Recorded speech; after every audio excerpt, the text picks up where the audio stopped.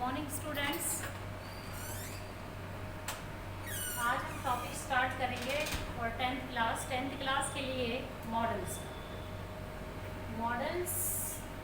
आते हैं आपके एग्ज़ाम में 2 नंबर। मॉडल्स हैं 2 नंबर के। हमने इससे पहले पैसिव कंस्ट्रक्शन, रिपोर्टेड स्पीच और टेंस टॉपिक देखा और टोटली 5 टॉपिक हैं 10th क्लास के ग्रामर में। मॉडल्स है 2 नंबर के मॉडल्स आते हैं। इसमें आपको 2 सेंटेंस दिए जाएंगे। 2 सेंटेंस दिए जाएंगे, 2 सेंटेंस होंगे, 2 सेंटेंस या फिर 2 सेंटेंस होते हैं और आपको ब्रैकेट में 4 मॉडल्स दिए जाते हैं। 4 मॉडल्स दिए जाएंगे। उन चार मॉडल्स में से और जो उस ब्लैंक में अप्रोप्रिएट मॉडल है वो आपको फिलअप करना है, भरना है। अब मॉडल्स क्या होते हैं? मॉडल्स होती हैं जैसे वृत्तिवाचक क्रियाएं जिसको बोलते हैं मॉडल ऑक्सिलरी। ये एक प्रकार की ऑक्सिलरीज है, वर्ब्स ही है, मॉडल ऑक्सिलरीज कहा जाता है। टोटल जो मॉडल्स हैं इंग्लिश ग्रामर में वो कितने हैं? 13। There are 13 modals in English grammar. 13 modals, it means 13 modal auxiliary. अब ये मॉडल ऑक्सिलरी 13 और है, लेकिन हम लोग according to 10th class syllabus used to, needn't, डेयरंट,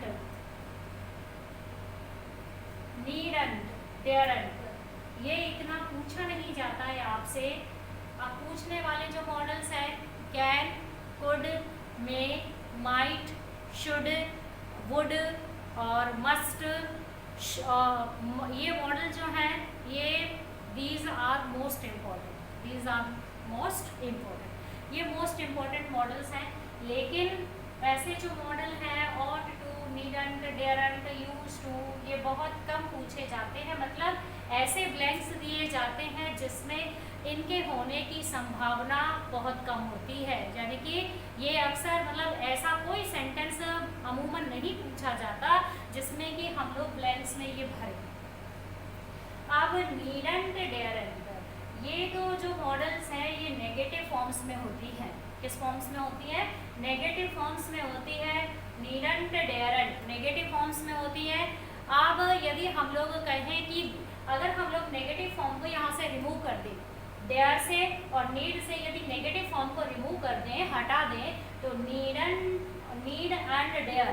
and dare is main verb. ये बन जाती है main verb. The second form and the third form of need and dare वो क्या होती है? सेकेंड फॉर्म और थर्ड फॉर्म क्या हो जाती है? वो बन जाती है। Need, needed, needed, dare, dared, dared. मतलब नीड मतलब आवश्यकता, डेयर मतलब साहस। तो ये क्या हो जाती है? ये क्या हो जाती है कि मेन वर्ब बन जाती है। तो ये जो दो मॉडल ऑक्सिलरी है ये नेगेटिव फॉर्म में चलती है, बाकी नहीं। और बात एक आती है कि यदि हम किसी भी मॉडल का या हम किसी भी मॉडल को अगर नेगेटिव फॉर्म में लिखते हैं तो हम लोग अगर नॉट का यूज़ करते हैं तो हम लोग मॉडल के साथ नॉट का प्रयोग इस तरह से नहीं करेंगे। किस तरह से करना है? नो एन अपोस्ट्रोफी टी, हम लोगों को इस तरह से। अब जहाँ विल मॉडल की बात आती है, यदि हम उसका नेगेटिव सेंस रखते हैं तो नेगेटिव सेंस हो जाता है वांट। अगर है शैल तो शैल का नेगेटिव फॉर्म हम कैसे रखेंगे? शांत। तो इस तरह से नेगेटिव फॉर्म्स बन जाती है। तो ये तो नॉर्मली या फिर हम लोग कह सकते हैं प्रारंभिक एक एलिमेंट्री जानकारी है मॉडल्स के बारे में। अब करते हैं मॉडल्स का अर्थ। मॉडल्स क्या है? मॉडल्स शब्द की उत्पत्ति मूड शब्द से हुई है। मॉडल शब्द की उत्पत्ति किससे हुई है? मूड शब्द से हुई है। और मूड का अर्थ क्या होता है? मूड आप लोग जानते हैं, मूड का अर्थ होता है मनोस्थिति। मूड शब्द का अर्थ क्या होता है? मनोस्थिति। मतलब मूड मॉडल जो है वो origin from a word which call mood. और मूड शब्द का अर्थ होता है इन हिंदी मनोस्थिति। मनोस्थिति, अब यहाँ मूड मॉडल क्या है, किसकी मनोस्थिति है? यहाँ किसी की मनोस्थिति नहीं है, यहाँ किसी का भी ये कोई मन की स्थिति नहीं है, मनोस्थिति नहीं है। हमें केवल सेंटेंस के मूड को समझना है कि ये सेंटेंस जो है इस मूड को प्रदर्शित करता है, ये सेंटेंस जो है इस मूड को शो करता है। तो सेंटेंस किस मूड को शो कर रहा है, उस सेंटेंस के मूड के अकॉर्डिंग हम लोग उस मूड के मॉडल्स को वहाँ पर फिलअप करते हैं। यानी कि हर मॉडल्स के अपने अपने मूड्स होते हैं, तो वो किस मूड के लिए, फॉर एन एग्जाम्पल जैसे एबिलिटी, योग्यता, योग्यता के लिए कैन मॉडल का प्रयोग किया जाता है। तो मतलब कि अगर एक सेंटेंस है, जो सेंटेंस जो है वो किसको समझा रहा है, किस मूड को दर्शा रहा है, एबिलिटी को के मूड को दर्शा रहा है, तो वो एबिलिटी का जो मूड है, वो एबिलिटी के मूड के लिए हम किसका प्रयोग करेंगे, कौन से मॉडल का प्रयोग करेंगे, कैन मॉडल का प्रयोग करेंगे। तो उस सेंटेंस में क्या फिलअप कर देंगे हम लोग, कैन मॉडल फिलअप कर देंगे। तो ये है मॉडल्स, इसकी उत्पत्ति किससे हुई है, मूड शब्द से। 2 नंबर का है आपका ये टॉपिक, ये नहीं कि ये 2 नंबर का है, इसको पढ़ना या समझना जरूरी नहीं है। हर कोई भी अगर टॉपिक है, कोई भी अगर टॉपिक है वो 2, 3, 4, 2, 3, 4 ऐसे ही नंबर का है, और हम लोग 2 नंबर का है इग्नोर करके इसको छोड़ दे तो ये 2 नंबर का हमें लॉस होता है। और ये टॉपिक्स जो हैं ये ऐसे होते हैं जो फॉरएवर काम आते हैं, यानी कि इंग्लिश में फॉरएवर, हमेशा के लिए काम आते हैं, चाहे वो कोई भी कंपटीशन एग्जाम क्यों ना हो। लेकिन हम यहाँ 10th क्लास की बात करते हैं, तो हमें जो भी टॉपिक हमें है पढ़ना है वो ध्यान से पढ़ना है, ध्यान से समझना है उसको। तो मॉडल्स, मॉडल्स मतलब वृत्तिवाचक क्रियाएं भी जिसको कहा जाता है, क्या कहा जाता है, वृत्तिवाचक क्रियाएं। पहले जो कोर्स प्रिस्क्राइब्ड था उसमें केवल 6 मॉडल हम लोगों से पूछे जाते थे। पहले जो कोर्स जो प्रिस्क्राइब्ड किया गया उसमें हमको केवल 6 मॉडल्स पूछे जाते थे, मतलब 6 मॉडल सिलेबस में थे, can, could, may, might, should and must. लेकिन अभी हम लोगों को अभी जो कोर्स हमारा प्रिस्क्राइब्ड है उसके अकॉर्डिंग हम लोगों को सारे मॉडल्स पढ़ना जरूरी है।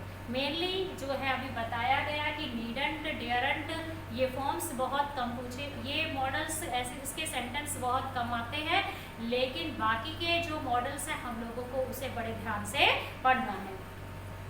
चलते हैं हम मॉडल्स की ओर। And the first model is, और एक बात ये ध्यान रखना है कि मॉडल के बाद हमेशा वर्ब की फर्स्ट फॉर्म आती है।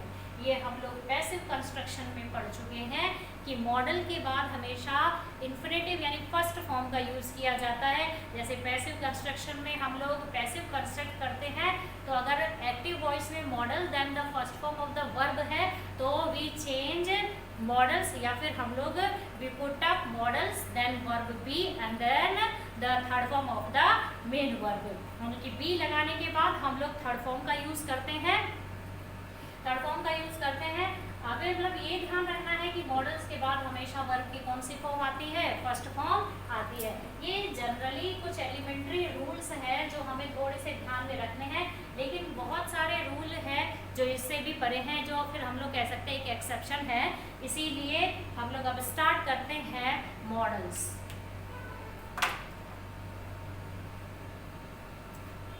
Firstly we read can. सबसे पहले हम लोग क्या पढ़ेंगे, कैन, मॉडल कैन। अब हमें इसका समझना है, हमें इसके मूड को समझना है। What are the moods of this modal, यानी कि इस मॉडल के मूड्स क्या हैं, इस मॉडल की, ये नहीं कि मनोस्थिति, कैन की मनोस्थिति क्या है, कैन की मनोस्थिति नहीं है, कैन के मूड मतलब कि किन मूड के लिए, किन मूड्स के लिए हम लोग किस मॉडल का प्रयोग करते हैं, किन किन मूड्स के लिए किन किन मॉडल्स का प्रयोग किया जाता है वो बताया जाता है। कैन, अब कैन के मूड की बात करें तो first mood off can is ability. First mood क्या है इसका, एबिलिटी। एबिलिटी का अर्थ क्या होता है, योग्यता। देन कैपेसिटी, कैपेसिटी क्षमता, कैपेसिटी क्षमता। पावर, या फिर स्ट्रेंथ कहें। पावर स्ट्रेंथ मतलब शक्ति। अगर कैपेबिलिटी एंड कैपेसिटी की बात करते हैं तो एक और मूड बन जाता है कैपेबिलिटी। एबिलिटी और कैपेसिटी की बात करते हैं तो एक और मूड हमारे सामने आता है कैपेबिलिटी। कैपेबिलिटी का अर्थ भी हम लोग लगा सकते हैं क्षमता। हम इसका थोड़ा सा डिफरेंटेशन देखेंगे, what is ability and capacity and what is capability. कि क्या एबिलिटी है, क्या capacity and what is capability, मतलब कैपेबिलिटी क्या है, कैपेबिलिटी मतलब कैपेसिटी एंड एबिलिटी। उसके बाद में कैपेबिलिटी और परमिशन। अब परमिशन के लिए हम लोग मे मॉडल का प्रयोग करते हैं, लेकिन परमिशन के लिए हम कैन मॉडल का भी प्रयोग करते हैं। परमिशन का मतलब क्या होता है, अनुमति। परमिशन का मतलब क्या होता है, अनुमति। परमिशन हो गई अनुमति। एंड और एक करते हैं factual possibility, it is most important बिलिटी, the factual possibility. Factual possibility का अगर अर्थ देखते हैं हिंदी में तो तथ्यात्मक संभावना, यानी कि ऐसी पॉसिबिलिटी जिसमें तथ्यात्मक संभावना हो, मतलब तथ्य फैक्ट हो, संभावना मतलब सही हो, वो होता है फैक्चुअल पॉसिबिलिटी। तो these are the moods of can. ये सब क्या है, मूड्स हैं कैन के। Ability, capacity, power strength, capability, permission and factual possibility. Factual possibility ये सारे क्या हैं, मूड्स हैं।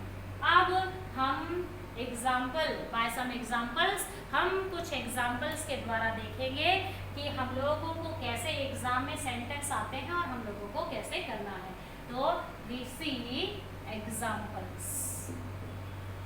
एबिलिटी का देखते हैं, he blank solve this problem. Sentence अगर आता है ये, he solve this problem. Solve समाधान, दिस प्रॉब्लम इस समस्या का, वह इस समस्या का समाधान कर सकता है, ये उसकी एबिलिटी है, वो योग्यता है। ही स्पीक फ्रेंच, वो फ्रेंच बोल सकता है। ही स्पीक इंग्लिश फ्लुएंटली, वह बड़ी धारा पूर्वक इंग्लिश बोल सकता है। तो इसका मतलब क्या है कि वो उसकी क्या हो गई, योग्यता हो गई। तो योग्यता के लिए कौन सा मॉडल यूज करेंगे, कैन मॉडल का यूज करेंगे। अब सेंटेंस हम देखते हैं कैपेसिटी का। कैपेसिटी ये एग्जाम्पल हमारा एबिलिटी का। एक एग्जाम्पल हम अनदर एग्जाम्पल देखते हैं कैपेसिटी का, जैसे आई ब्लैंक लिफ्ट दिस पोल, मैं इस पोल को उठा सकता हूँ।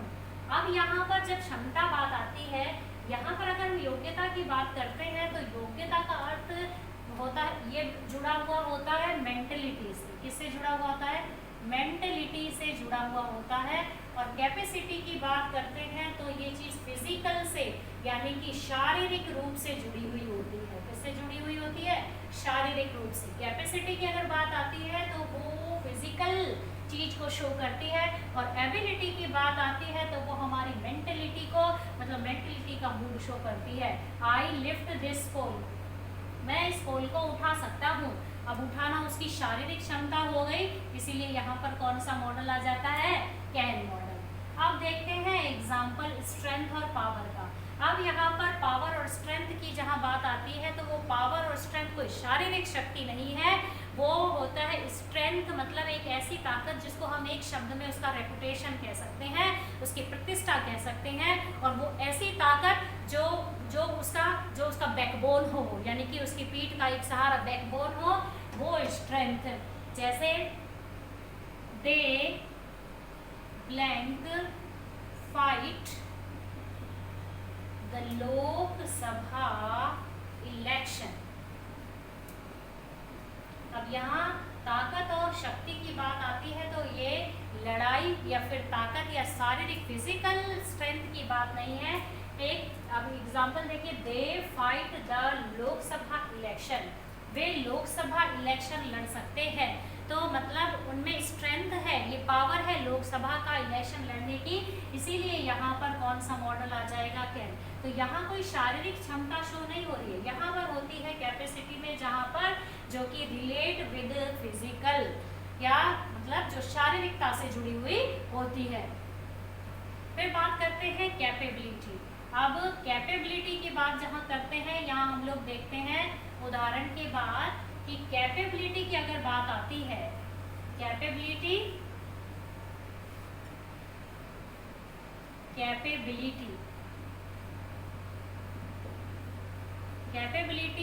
एग्जाम्पल देखेंगे कैपेबिलिटी का।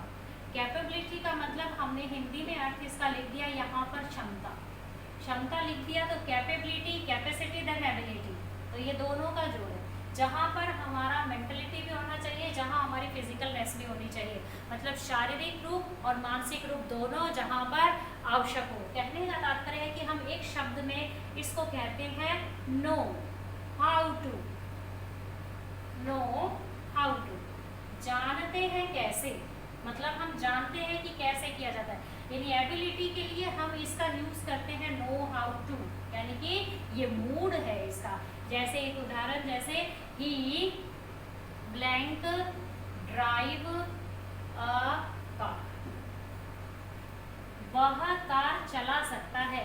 अब कार चलाने के लिए कैपेसिटी और एबिलिटी का होना जरूरी है, दोनों का होना जरूरी है। कैपेसिटी यानी कि शारीरिक क्षमता भी होनी चाहिए कार चलाने के लिए, एबिलिटी होना चाहिए, कोई पागल कार नहीं चला सकता, मतलब कि यहाँ पर दोनों चीजें होनी चाहिए। अगर हम लोगों ने यहाँ लिखा कैपेबिलिटी का मूड किसका है, कैपेबिलिटी का मूड है he can drive a car. अब यहाँ पर अगर हम लोगों ने लिख दिया कि नो हाउ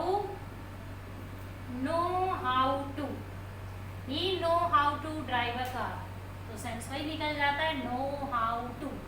ठीक, कैपेबिलिटी को हम लोग कैसे शो कर सकते हैं, यानी कैपेबिलिटी का अगर हम लोगों को एक्सपांडली अगर अर्थ समझना है, नॉट मोर एक्सपांडली नहीं, एक्सपांडली मतलब थोड़ा सा विस्तृत रूप से अगर हमें अर्थ समझना है, तो नो हाउ टू मतलब जानते हैं कि ये कैसे किया जाता है, और जानने के लिए we should have ability and capacity, हमारे पास एबिलिटी और कैपेसिटी दोनों होनी चाहिए।